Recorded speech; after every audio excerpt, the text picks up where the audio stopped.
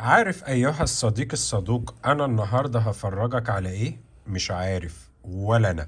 لكن تعال أقولك على تركة بسيطة في الأحجار. ده حجر زبرجد مصري طبيعي حلو قوي. وأنا بشاور كده على الأحجار بالقلم بحس إن أنا ببنيلكوا كوبري من مصطفى النحاس لحد الزمالك. وده زبرجد مصري طبيعي على الدلاية هنا بشكل كباشو. لو قلبناه ممكن المعنى يختلف للدلاية تماما وكمان اللون يختلف. ده زمرد أفريقي، وده زمرد أفريقي، وده زمرد أفريقي.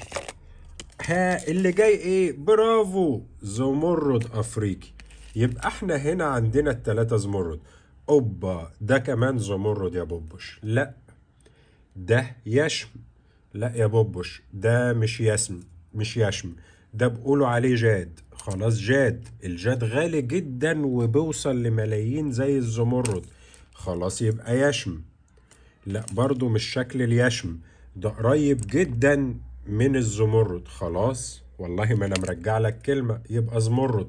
خلاص انا قدرت افرق بينه وبين الزبرجد بسبب اللون.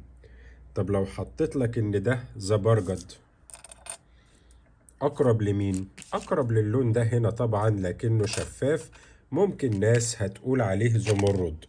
طيب لو حطينا الجرين توباز، حاسه ازرق شويه بوبش وبعيد عنه. طب لو خدنا الجرين توباز ده، ممكن هنقول عليه زمرد كولومبي الغالي جدا جدا؟ لا طبعا انت بتستهبل بعيد، لكن ممكن ناس تقول عليه زمرد كولومبي لو غيرت محتوى او توصيف الحجر. الا وان اللون واضح شوية، لكن ممكن نعمل الخدعة دي لو غيرنا تقطيعة الفاسيت بتاع الحجر. ممكن هتحسه قريب من ده لان ده معتم في الشفافية شوية. الزمرد اللي على الشمال معتم في الشفافية شوية، لكنه لو فاتح زي ده هيقربوا من بعض. اوكي، طيب ايه تاني؟ ده عقيق.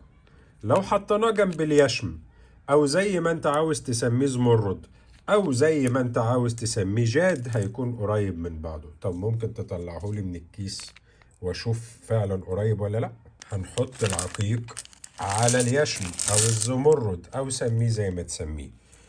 لولا ان في تجزيعة، بص اللون قريب جدا، لولا ان في تجزيعة كان خدعك.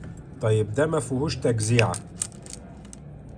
هنقربه هنا مش هيخدعك. العقيق للمخضرمين معروف وتقدر تكشفه بسهولة. لكن كان قصدي من المثال ده ان لو انت بتشتري بالصورة او لو حد بيبعت لك صورة، ممكن يلتبس عليك الالوان في اختلاف الصورة. طولت شوية؟ طولت. طيب لو اخدت الزمرد ده مع الزمرد ده، معلش عشان انا مش ناوي افتحها دلوقتي، فممكن نحط دي هنا. قريبين ولا مش قريبين؟ اعتقد قريبين. واضحين للي فاهم في الاحجار واللي شاف بعينه دايما بالاحجار، ومش واضحين للي لسه جديد في الاحجار. علشان كده دايما بنقول الاحجار بالاحساس وبالعين. هنا دول قريبين من بعض، هنا قريبين لكن بعد شوية. طيب انت عاوز تقول ايه يا بوبوش؟ انا ما فهمتش اي حاجة من اللي انت قلته. برافو عليك. وانا ما فهمتش اي حاجة من حد بيبعت لي صورة بهتانة، صورة متغيرة الالوان للحجر. ايه اللي جايبك هنا يا ابني؟ ايه اللي جايبك هنا حبيبي؟ اطلع بره، اطلع بره بيتي.